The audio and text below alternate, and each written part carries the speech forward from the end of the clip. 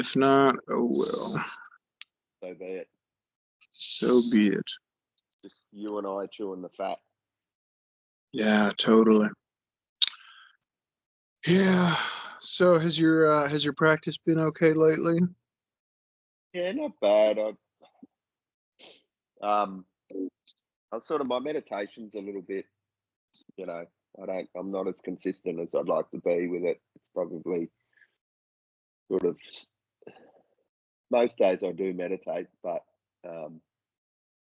yeah, I don't know. I've found pretty much since COVID, my practice isn't as, I don't know, something happened.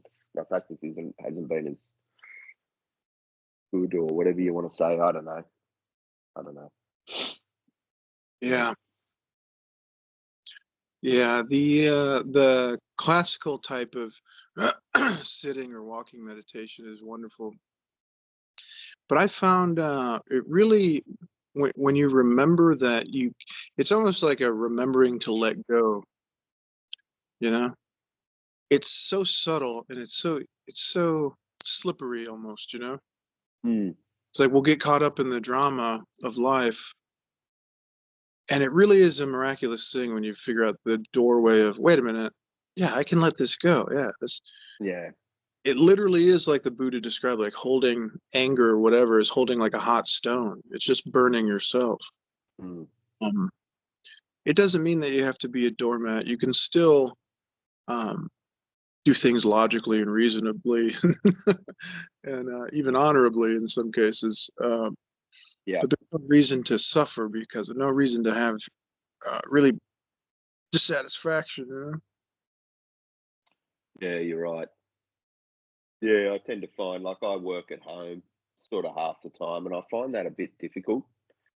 I find that a bit stressful, having that sort of, I don't know.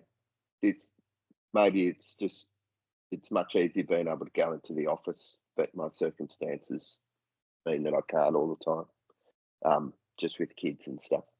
So yeah, I find it a bit stressful, sort of. I don't know, just having that disconnect between myself and the people there, and sometimes I get a bit sort of like I don't sleep too well, and then I get short with people on the calls, and I don't know. I just yeah, but you're right. I mean, it's not so bad because, like you say, I can just sort of stop and every now and again stop and go, well, hang on, this is just chill out, like relax. It's not that big a drama. All this stuff that you're getting chirpy about, none of it really matters in a sense. So yeah, I'm able to kind of let it go. So it's not too bad. Yeah, it's all just anicca, dukkha, anatta. Mm. It's all just impermanent, dissatisfactory, and empty inherently by nature. Nothing holding on to whatsoever. Yeah. And we learn that, and that's wisdom, is seeing that.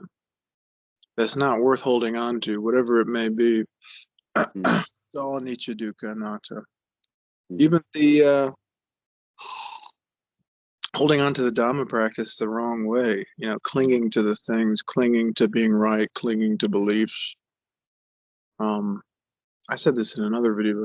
Ironically, clinging entirely to the Dhamma is letting it go, is just breathing and relaxing. Yeah. That's in a weird way. It's like if those who cling to the Dhamma the strongest with the wholesome clinging are the ones who let it go, are the ones who just say, yeah, they're just words in my head, these websites, these labels, these polycams, these this, these that. What is this? What are we doing? Yeah. Playing games, Yeah, it's true. I remember when I first discovered Buddhism, I came to it through Tibetan Buddhism, which is a lovely practice. They've got some, yeah, it's really nice. And I met some really great people, but I had a couple of experiences where, like, one time we had food and I accidentally started eating before the teacher. And this lady, really yelled at me. And I was like, wow. And the silly thing is, the teacher thought it was hilarious. He was just laughing about it. Like, he didn't care. Just this old, old Tibetan guy, you know, he was like, yeah, he thought it was funny. And someone else told me their wife, he was an Australian guy, and his wife he brought his wife with him, and she obviously didn't know anything about etiquette and she put a book on the floor, and like he said, someone yelled at her for putting a book on the floor, and you're just like, come on, like, Yeah, it's like stuff like that, like you talk about. It's just being attached to Dharma or being attached to, oh, you got to do things this way or otherwise it's, I don't know. I just saw a few things that where people were obviously really attached to these things, and it kind of put me off a bit. I was like, oh, these people, it's more about the rituals than it is about actually practicing. yeah, totally. Yeah. Yeah, it can, our human bad habits in nature, they want to be right, and they're insecure, they're not sure if they're right. So we're looking for validation from others constantly by forcing them to feel the way we want them. Yeah. Yeah. Believing in the things we believe in. Yeah, it's an interesting thing talking about Dhamma practice,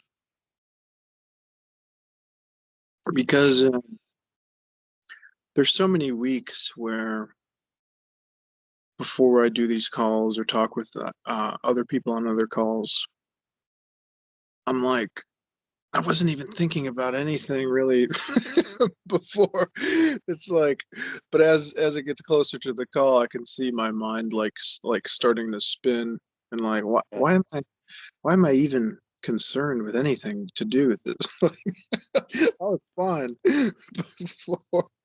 before doing this, and I find a nice, comfortable home in silence,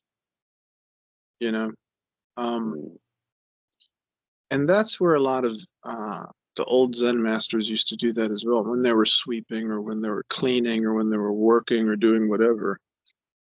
There is something beautiful there, and that, to me, that's the true Dhamma, is the as Robert Adams put it, the silence of the heart, not just silence of words, but silence of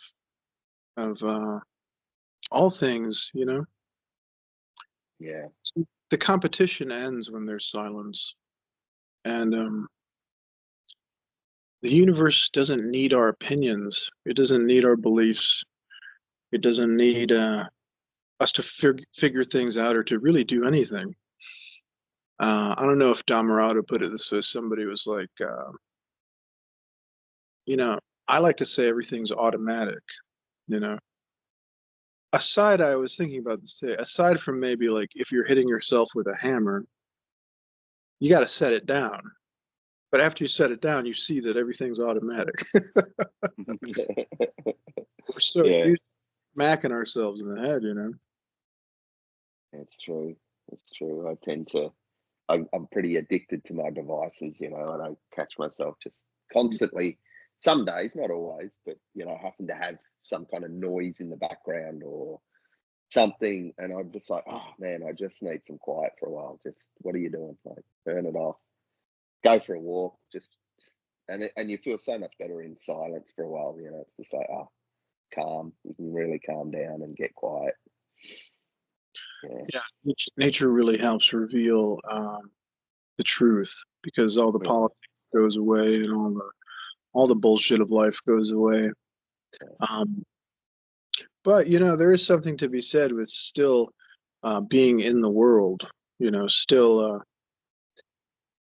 being on a mountain would be great and ideal for everybody, away from society and stuff. But that's not always what we see ourselves in. That's not always the way things are. Actually, it can kind of be a blessing, because we're practicing in things that a lot of monks, ironically, aren't really going to experience. For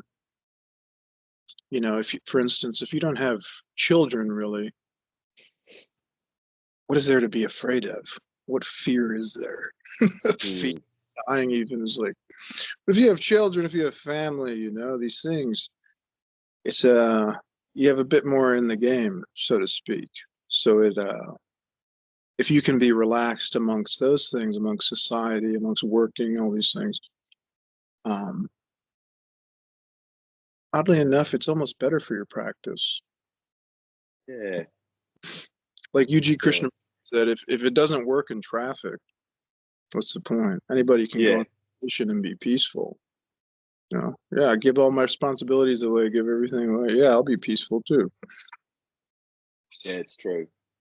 That's really where your practice comes out, right? Is in situations like that where your things are thrown at you and you're like, well, how are you going to deal with this today? You know, like, yeah, it's true. And I stay at a monastery a fair bit, so you kind of do see the way people behave. And I mean, it's just another community. It's just like a bunch of people getting thrown together who have to. So Yeah. in some ways, I don't know. Like I live by myself. My kids come and stay with me 50% of the time. I've got my kids with me. Otherwise, I'm alone. But in a monastery, yeah, you've got different personalities, and you still have to get on with these people to some degree, you know. So I suppose there's still that, unless you, like you say, you're living alone on a mountain or something, you're still still living with other people and dealing with other personalities.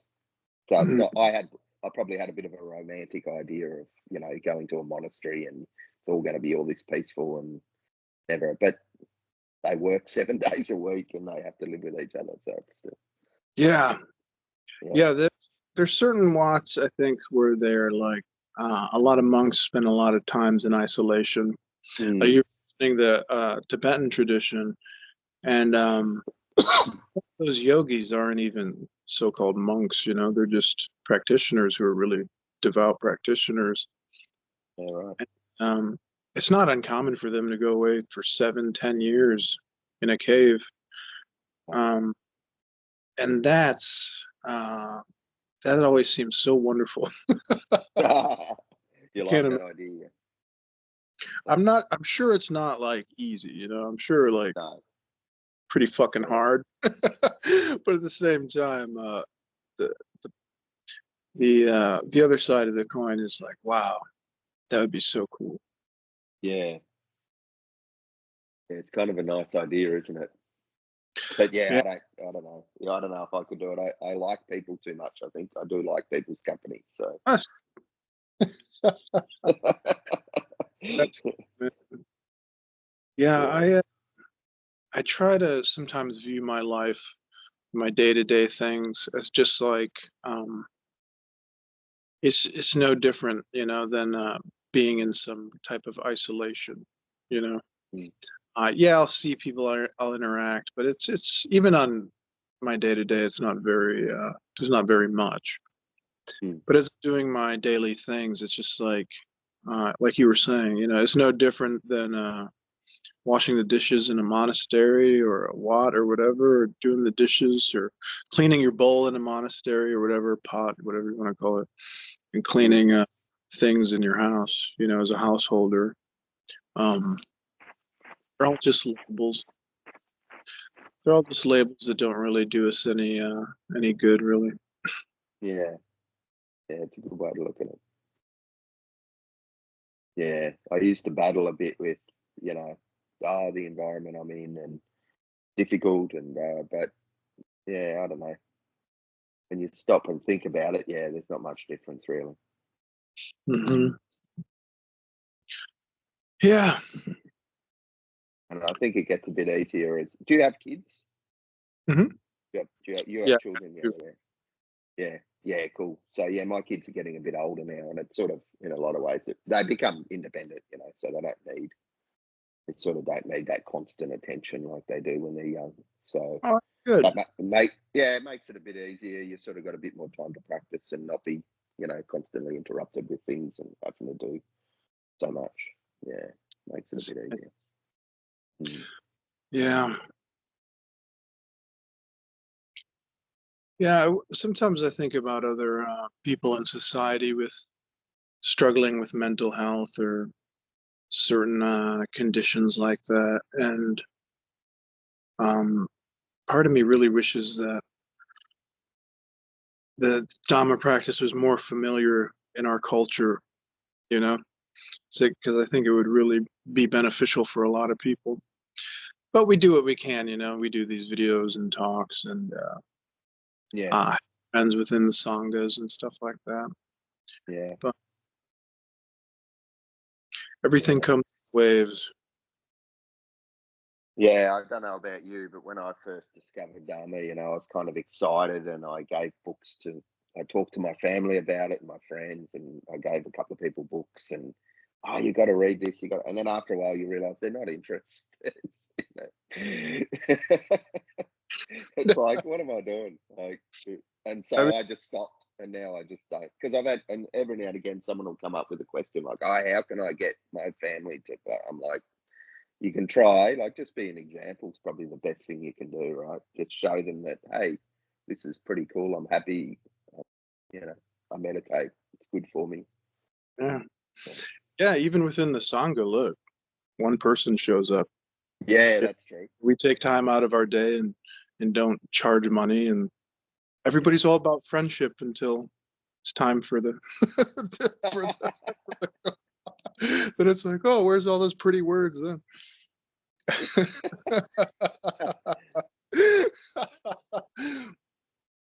Yeah.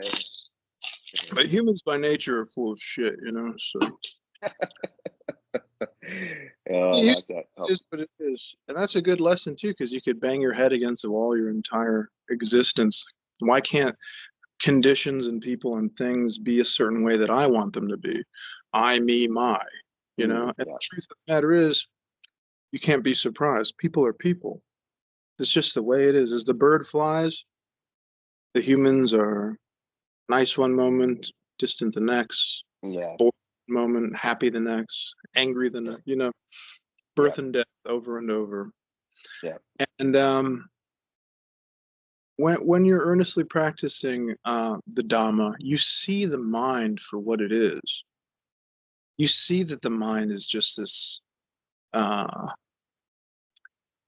manipulative, half good, half bad, always throwing out randomized suggestions.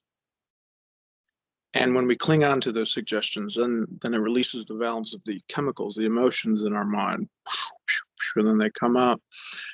And like dye in a fishbowl, you know, blue dye in a fishbowl, you can imagine. Let's say the fishbowl has a filter. It's cleaning the water, but it still takes a moment to get that dye out of there.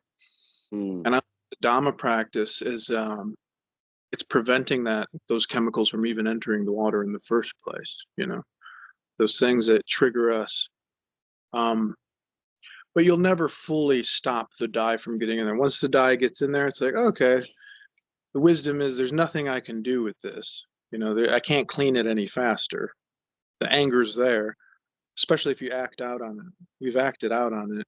Okay, now we just have to deal with our karma, our consequences of acting out on silly things we knew we shouldn't have acted out Yeah. on.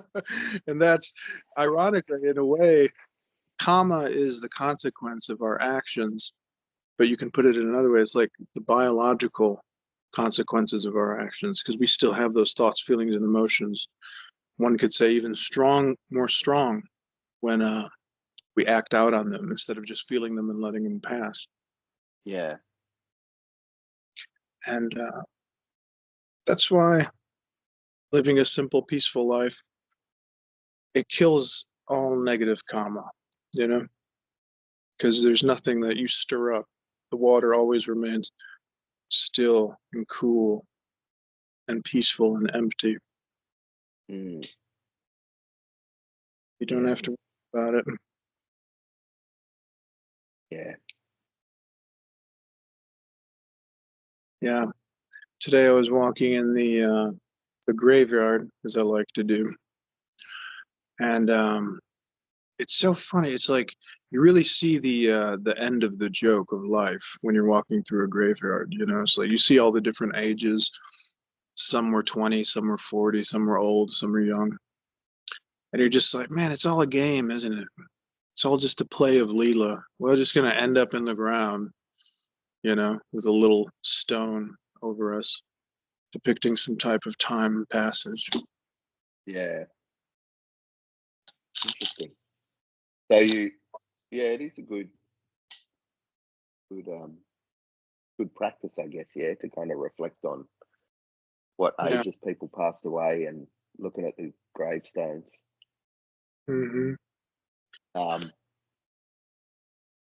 Yeah.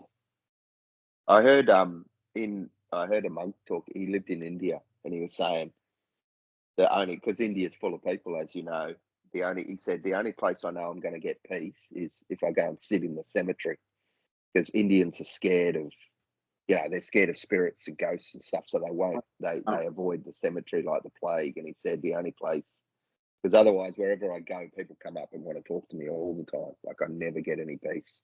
Especially in India, Yeah, you can imagine. so many people per square foot. Yeah, you can imagine. So yeah, I thought, and I think it's the same in Thailand. I know Thai people; they're really scared of ghosts. I was Yeah. talking to this Thai lady a few years ago, and she was saying her husband had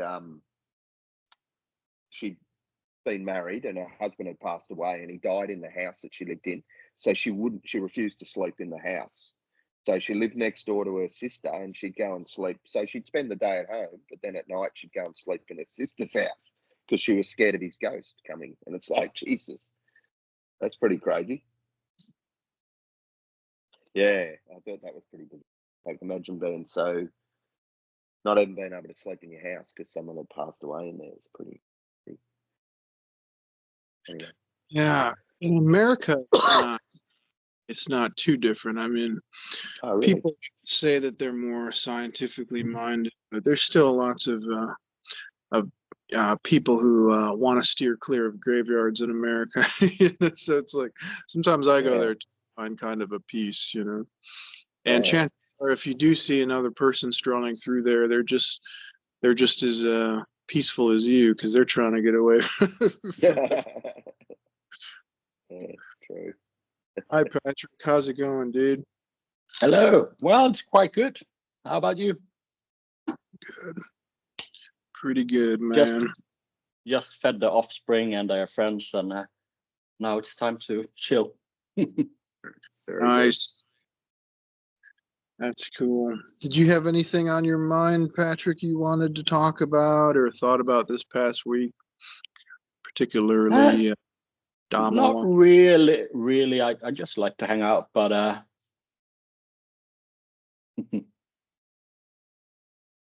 that's cool, man. The only thing I'm a little bit curious is a little bit the Jhanas in Dhammarato's teaching. They usually say first jhana is enough. Yeah. Yeah, jhanas are always described as like, I don't know what Dhammarato thinks. With the jhanas, I think he,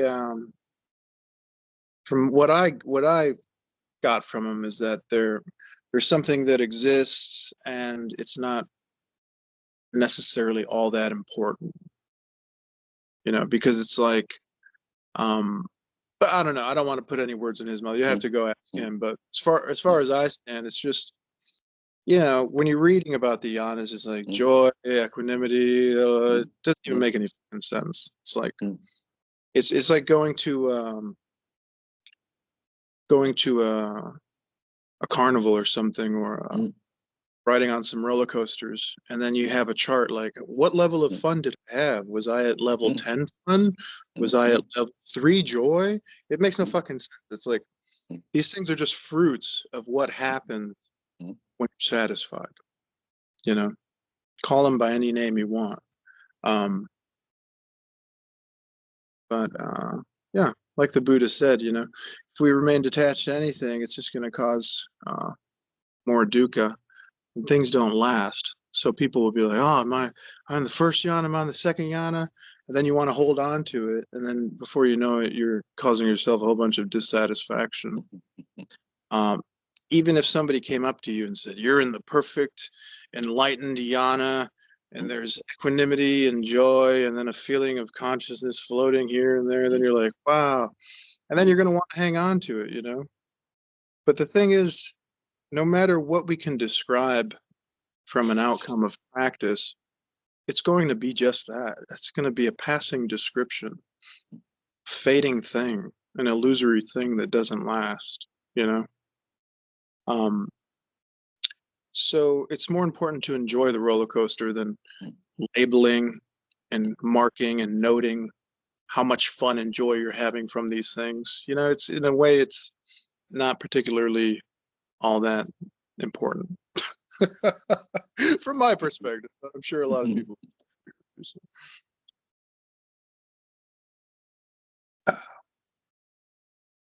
Yeah, I think the ironic thing about it is the less you want to get into jhana or get these experiences, the less you want it, the more likely you're going to get it, if you know what I mean. Like, if you kind of attach, I've got to get this kind of experience in meditation, then that's not going to come because you're kind of clinging to it. Whereas if you just let go, then maybe it'll happen, maybe it won't, who knows.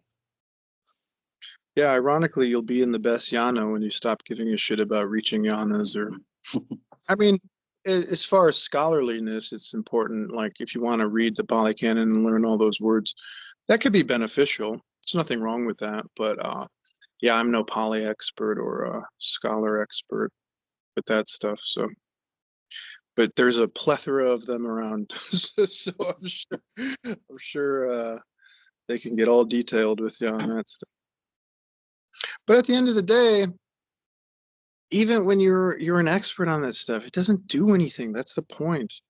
You know, our entire Western outlook on education is more knowledge. Even you know, our systems of government and our economic systems. You know, 3% growth, 4% growth, more.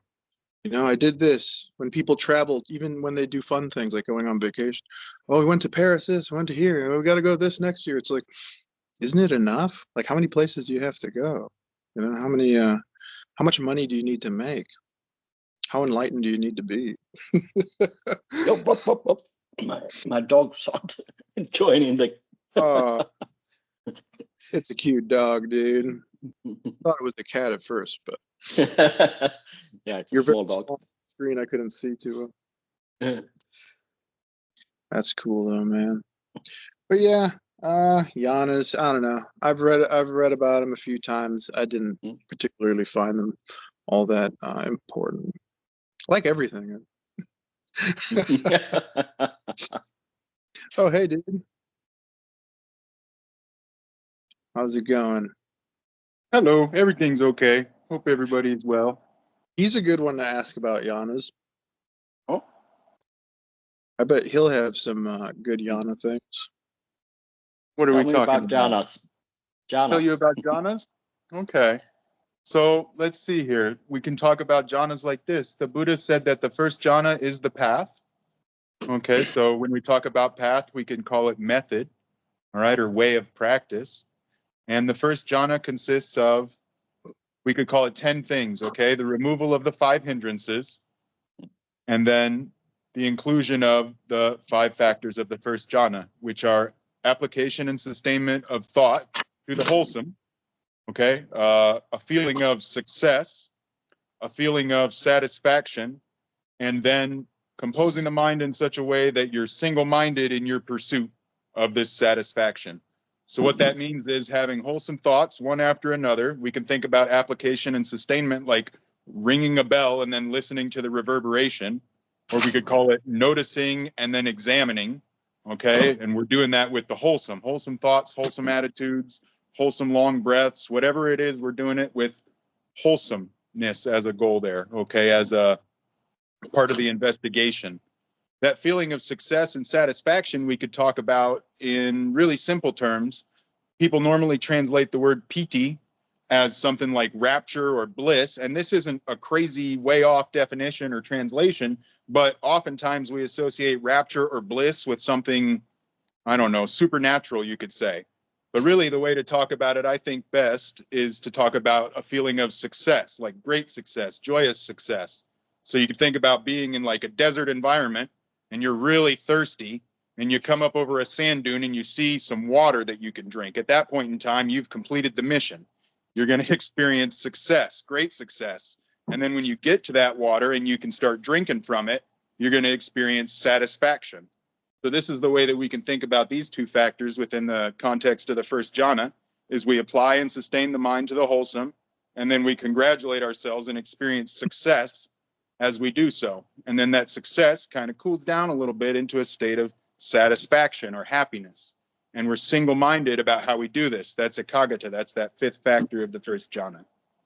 And so if we look at the suttas, we can see that the way that the jhana practice proceeds is a gradual cooling off of different factors of jhana. So like moving from the first jhana to the second jhana, we stop or cease the application and sustainment of thought. Okay, it's no longer necessary to apply and sustain thought to the wholesome. We just start to experience that success, that satisfaction.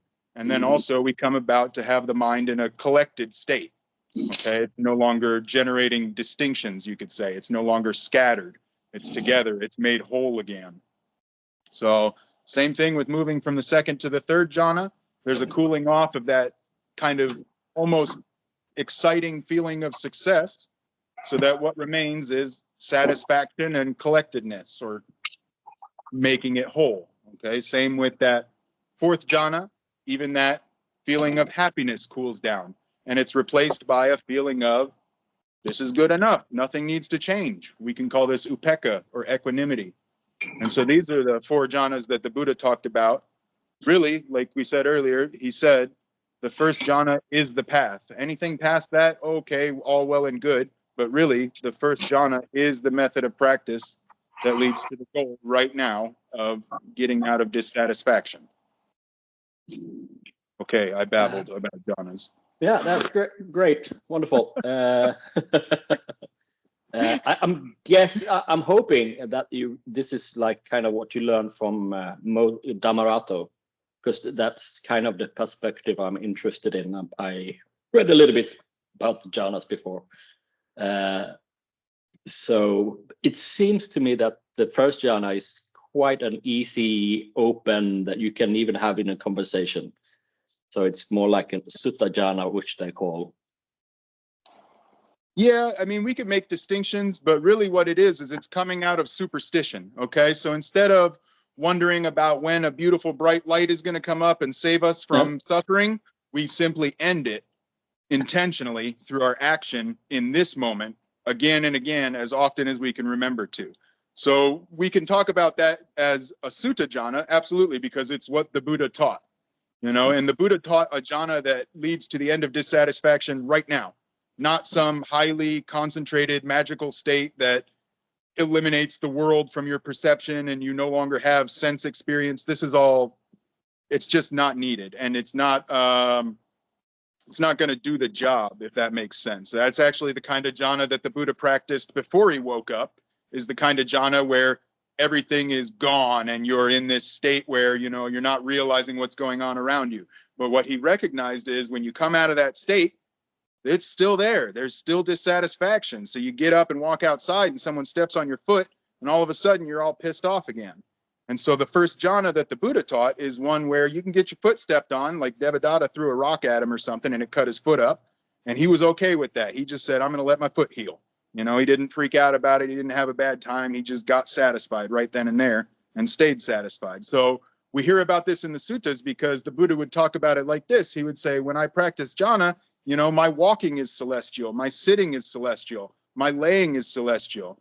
You know, all of these things are celestial. And we think about that in a supernatural way. But what he's really saying is it's above the world. It's in the world, but not of it. And so when we think of it in that way, you're absolutely right. Yeah, we can have jhana during conversation. You can be in a jhanic state while you're sitting, walking, laying down, all these things. Yeah, it's just temporary thoughts, feelings, and emotions. Just anicca, anatta. Anything outside of satisfaction. But then again, sometimes when I listen, I haven't listened to even near just beginning listening to Dhammarato, but I get the sense that when he talks about fourth jhana, it's more like a highly concentrated jhana, like Visuddhimagga jhana, so what they call it. The way to I'm think just about concentration isn't the normal way that we do it. Like normally when people are talking about concentration, they're talking about basically staring at their nostrils. Okay, one of the way that we can think about this is with orange juice. In concentrated orange juice, they take the water out of it. Okay, but nobody drinks concentrated orange juice out of the can. They put the water back into it. They make it whole. They collect it again into a unified whole. And then you can drink the orange juice and it tastes real good. So when we think about concentration, we could really talk about it in a way of collectedness. Okay, so not so much that we're eliminating things, but rather we are making them whole again. We're bringing them back together, you know, and we're talking about the mind in this case. So we're bringing the mind back together. And so that's also why the first jhana is the one to really practice, you know, because like Dhammadas just said, these are all things that are anicca. A good way to talk about anicca is nothing in this world can be maintained to my liking for very long. It's all going to get old, fall apart, and die. And if I pick it up and try to put it back together again, that's as useless as the king's men and the king's horses trying to put Humpty Dumpty back together. It's much better to just keep practicing being okay rather than worry about the way of the world, which, like we talk about, anicca, anicca, anicca. And so when we consider that, and we consider that within the context of the jhanas, what we're really doing, and this is why application and sustainment of thought is such an essential part of it, you know, we're practicing having wholesome thoughts one after another, and seeing what happens when we have those wholesome thoughts. You know, so we're ringing the bell and letting it reverberate. And the only reason I don't talk so much about, you know, the fourth jhana, this and that, and this is what it's like and whatnot, is A, that loads us up to go searching for some sort of experience, which searching for an experience is just going to lead to more dissatisfaction. That's the regular way that we did things, rather than focusing on being here now and being satisfied now. Because as soon as we come out of dissatisfaction, that's it. The work is done. You know, there's no more work to do. Everything's just fine and dandy. You know, it's really when we see ourselves slip into dissatisfaction that there's something to do. Once that's done, nothing to do, nowhere to go. Everything's okay. So the jhanas can be interesting to play with, but the first jhana is the one to play the most with, you know? Mm-hmm. And Dhammarato would tell you he's not a scholar, you know, and a lot of people, and this is what I've learned from him anyway. People could agree or disagree, that's fine. But what I got from Dhammarato's teachings is if you ask him about Dhammarato's teachings, he will tell you, I'm not teaching you from me. I'm teaching you what the Buddha taught. I didn't come up with this stuff. And Dhammarato, like Buddhadasa Bhikkhu, found when they did read the Pali Canon and practice those things, you don't need a whole bunch of books to tell you. You need a few sentences. Don't worry, be happy. Dhammarato said if you want to be a scholar, if you want to read books, the most important book to read is Between Your Own Ears. And for a lot of people who are just meeting Dhammarato or just getting introduced into this Sangha, it can be confusing for them to see, like, wait, this is a place where we're not impressed by scholarly activities. We're not impressed by gathering knowledge or winning races or climbing mountains. It's very interesting to watch people hear things like this, and you almost get uncomfortable. Like, wait, what? Like my whole life, I have these sankharas of climbing mountains, running races, taking out the garbage to get my parents' affection, going to university to get my professor and parents, you know, and we're in the practice of breathing and relaxing. This is the true Dhamma, breathing and relaxing. So simple that a child could understand it. Available to all. It's good in the beginning, the middle, and the end. When it's not good in the beginning, in the middle, and the end, when we're searching for something. No, but you got to do this, and I got to describe this, and I got to get here. It's all bullshit. Because once you get there, what are you going to do when you get to this blissful state? I'll tell you what you're going to do. You're going to want more of it. How do I sustain? Now I got here. How do I sustain this thing? How do I do this? And that's not reality. It's not going to sustain this blissful thing in my mind. Ironically, you can, if you want to get to a blissful states of jhanas and all these things, you have to not give a fuck about any of that shit. Who cares about enlightenment? We're already enlightened when we give up the pursuit of enlightenment. We're already perfect when we give up the pursuit of perfection. Life is just life. We can either accept it or go searching after Jhanas all day long. You know? Mm-hmm. That's Yeah, fine. the really special Yeah. thing about it is it's very ordinary. Ordinary, yeah. Very Not ordinary. Yeah, the thing I like about like having met you guys and listening to Dhammarato, yeah, I spent like a lot of people probably many years going, oh, is rebirth true? Is this true? And trying to, with my logical mind, work all this stuff out. And after years of this, I just was like, this is crap. I've got to make a decision here. Either I spend the rest of my life asking these questions that I can't answer, or I just stop and just practice, just put into practice what I'm reading. Like, because otherwise it's just, I'm just wasting my time. So, yeah, so whenever or there's been times where I ask questions and it's like, it doesn't matter. Like the answer doesn't matter. Just practice. That's right. Now. It's just I'm already okay. Yeah, it's just about the present moment. That's our whole Yep. practice. Present moment. Just remember that, what Alexander just said. Everything's okay here and now. Yep. I would, if Dhammarato feels different, I would like to know. But from what I get from him, the only practice is remembering what Alexander just said. That's all the practice you need. Breathing, relaxing, everything's okay.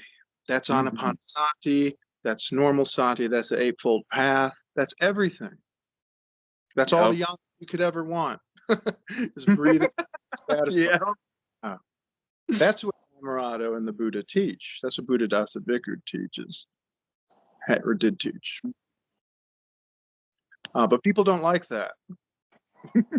They want to be tested on their Pali language. They want to be tested on their knowledge. They want to wear the fancy robes. They want to get the acclaims. They want to go up the classes. This is what they want. And you'll find it all over the place. So this is why Dhammarato's presentation of the Buddhist teachings is unique, because it's more accurate. It's not, it's less glamour and glitter and rainbows. It's more real world. But in a way, that's what makes it so miraculous, is that it is so available here and now. You know? Mm-hmm. Oftentimes, every time we can remember. Yes. Mm-hmm. Absolutely. Does that make any sense? I hear the Dhamma teaching. I'm quite familiar with, but I didn't really hear an answer about the fourth jhana. That's really what I'm curious, and I agree with a lot of what you said. But what about you know anything about the fourth jhana, Alexander? Sure, we can talk about the fourth jhana. What is the specific question? Because I just listening to him to a few YouTubes. It seems like the first jhana is very sutta jhana, open, and you can have it in a conversation. And then when he talks about the fourth jhana, it's like a absorption jhana. And I might have misunderstood that totally, or. So, tell me what an absorption jhana is. Tell me what absorption is. Okay, if you're in absorption and I go and touch you on the shoulder, you won't feel the touch. Will I not feel the touch, or will I not care that you're touching me? You will not feel the touch. Okay, well, that sounds a little magical to me. It's entirely possible that you can do something like that. I would imagine that you would need a proper container for that experience. A proper container for that experience might be something like a monastery, might be something like seclusion in a forest, might be something like a cave. Okay, now if you think that we're going to do this while we're out here in the world, likely you're going to be searching for something for a while. You know, so this is one of the reasons why, who cares about the fourth jhana? Everything's already all right. Who really cares about third, second, or first jhana, as long as you can recognize that all you really need is this next breath? You stop breathing and you die, and then you're not going to worry about anybody touching your shoulder anymore. So the best thing to do is to be in this moment and be satisfied right now. But if you're looking for experiences like that, then you're going to have to go ahead and probably do something a little different than the worldly way of doing things. And so if you go off and find something like that, a good environment to practice in with a lot of good friends around that are really supportive of what you're doing and whatnot, you may find what you're looking for when you're describing, this idea of the fourth jhana that you have. However, even then, when you come out of that jhana, likely you're not going to do anything other than feel dissatisfied if you feel like that's the goal. But the Buddha only taught two things: dukkha, dukkha nirodha. So there's dukkha in looking for fourth jhana, looking for it, okay? That's one of the reasons why I say that moving from jhana to jhana is a cooling off or a dropping away of the factors that are considered to be coarse in nature, okay? So we move from a coarse state of mind to a finer and a finer and a finer state of mind. Now, the real benefit of doing this is coming back to a coarse state of mind again, because you get to see what your mind is doing as it puts together or fabricates or concocts your experience of moment-to-moment life, okay? So the value is not in not allowing your shoulder to be felt. The value is in seeing the way that as the mind calms down, we make less and less distinctions, and we find that things are already even more okay than we thought they were, okay? So then we get to see, coming back out of it, the ways in which you fabricate your own experience. Now, your own experience, likely, if it's moving like this because you're searching for things, is going to involve a lot of liking and not liking. Okay, so we can talk about equanimity as I don't care. Okay, I don't care what's happening. This is equanimity. I don't care. It's not going to impact my satisfaction. Okay, so when we move out of a state of equanimity, of great equanimity, like the one that you're talking about, kind of, we don't have to talk about it in a manner of absorption. Okay, because the Buddha didn't teach absorption. The Buddha knew about absorption, meditation, and other such things. That was the kind of practice that he was doing before he woke up underneath of that tree and saw that everything was already okay, and then went to tell other people how to get that going for themselves. So absorption is a later addition to the teachings of the Buddha. Okay, it's not the teachings of the Buddha. All right, and the reason for that is because it's not useful for dukkha, dukkha nirodha. And he found that out when he was with his first two teachers that taught him about, what do we call it, the formless realms, the base of nothingness, and neither perception nor non-perception. He was here, he was doing all of this, and the Buddha was the best at practicing like this. His teachers were like, oh man, you got it, you can come be a teacher too. And he was like, nah, I don't think so. I don't like it that much. It's not working. And so he went to another teacher. Oh, you're so great at doing this. Good job, man. You want to come here and be the teacher too? And he said, no, I don't like it. It doesn't work. And he went off and figured it out on his own, So that's the reason that I say that these absorption jhanas are not likely to be the teachings of the Buddha insofar as how to actually practice correctly, but we could also just say effectively, how to practice effectively. Because when he came out of these absorptions, he found that there was still dukkha. So to go after him is fine and dandy, but recognize that you're playing with a toy, okay, rather than figuring out how to end dissatisfaction right now. And the reason to say that again is because he said out loud, first jhana is the path. He said that a few times. And so when we determine the further escape from the first jhana, has no dissatisfaction within it. You get what I'm saying? So a further escape from dissatisfaction just lessens those factors of the jhana that could get chased after, basically, to the point where you're like, I don't care. It's all good. Touch my shoulder. I'm not moving. I'm here. I'm down. I got nothing to do for a while. Coming back out of it, you see those coarse factors get added back in. And so you can kind of get to understand, and this is why he talked about samatha and vipassana being connected like this, because one of the ways we could talk about samatha, and this is how it's translated in the Chinese, is stopping the stories, stopping the dukkha, calming down, settling down with the activity of the mind and the body, so that you can do vipassana, which is seeing things clearly. And the thing that you're seeing clearly is everything's okay. There's no problems. I got nothing to do and nowhere to go. I can just take this breath and be happy as can be. It's not a problem. So as we do that over and over again, we can let those things cool down themselves, those factors, those coarser factors, and we can start to see everything's really okay. Everything's really not a problem. And then as we add those course factors back in, we can find that, okay, I can kind of see how I'm generating my own dissatisfaction at times. And then when we see that, and it becomes even more coarse because we're mad about something, or we're being greedy, or we've got hatred towards something, we can go, aha, I see you, and we can put a stop to it. Because the mind is fast. It's really, really fast. And so as we slow it down more and more, and then allow it to speed back up, we see how it's working. We watch how the mind is working, and we see what it's doing. And so when it starts spinning up real fast, we can go, oh, no, no more of that. I'm just going to take a deep breath. But really, the whole point of the practice is to realize I can just do this right now. I got it. There's nothing to it. I can do it over and over again, so long as I remember to wake up, look at what I'm doing, change stuff towards the wholesome, and then congratulate myself for having done so. So really, the whole practice is still one after another, wholesome thoughts, nice breaths, everything's okay. I don't know if that really answers your question about the fourth jhana, but it does kind of exhaust my talking about it, if that makes sense. It's just breathing, relax. Yeah. I guess that was it's a no. It's not an absorption jhana.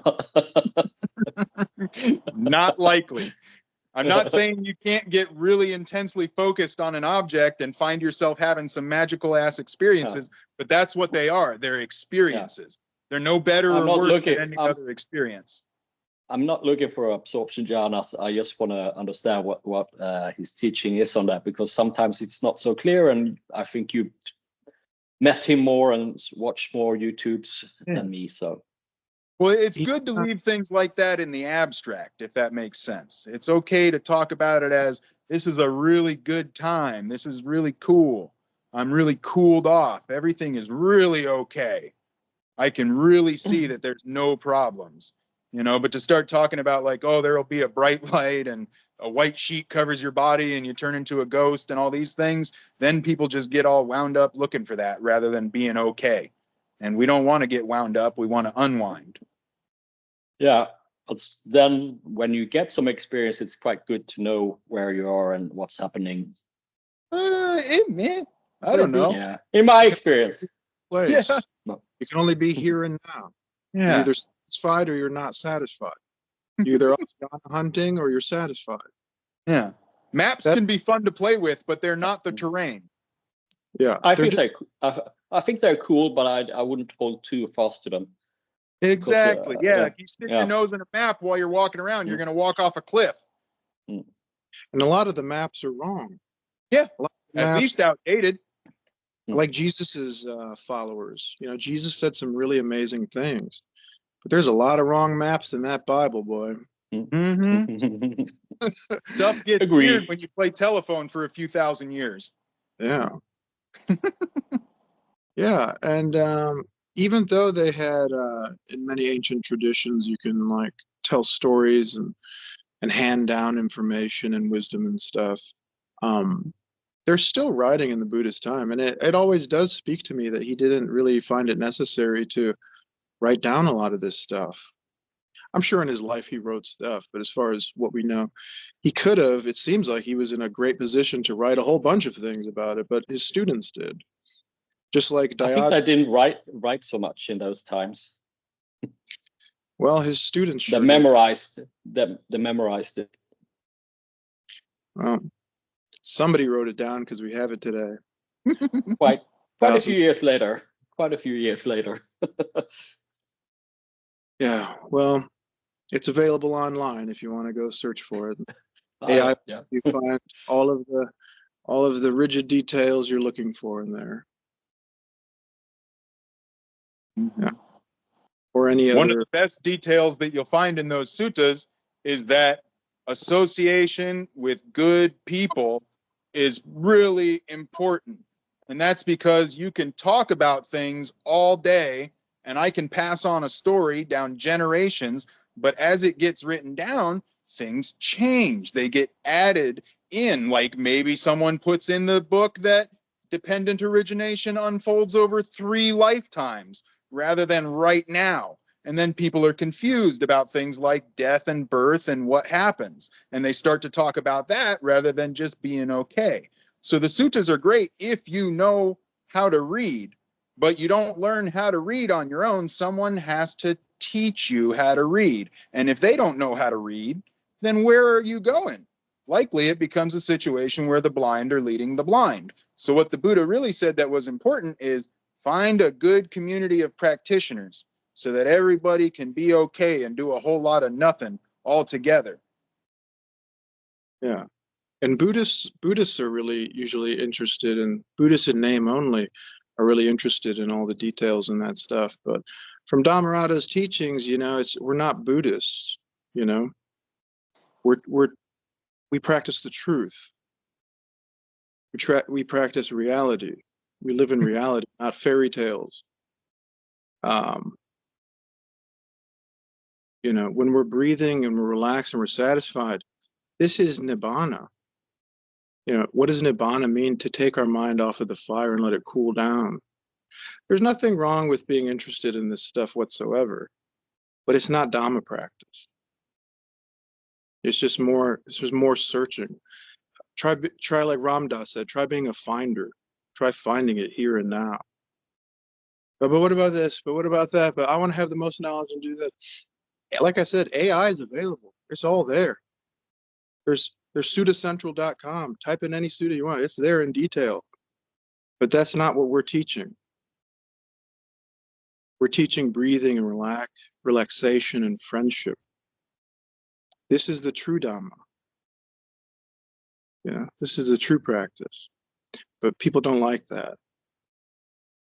They want it on paper. They want to be searchers like dogs running after a rabbit. You want to go find stuff, don't you? You want to go be the best student, don't you? Yeah, we all do, but it doesn't lead anywhere. Mm-hmm. Letting it go. You want to be the best student? Let it all go. Let all that bullshit go. It's just gonna pass anyway. You hit your head on a rock, and then where's all this knowledge of the polycam? Where's all this jhanas? Only reality will remain. So anyways, if anybody has anything else they want to say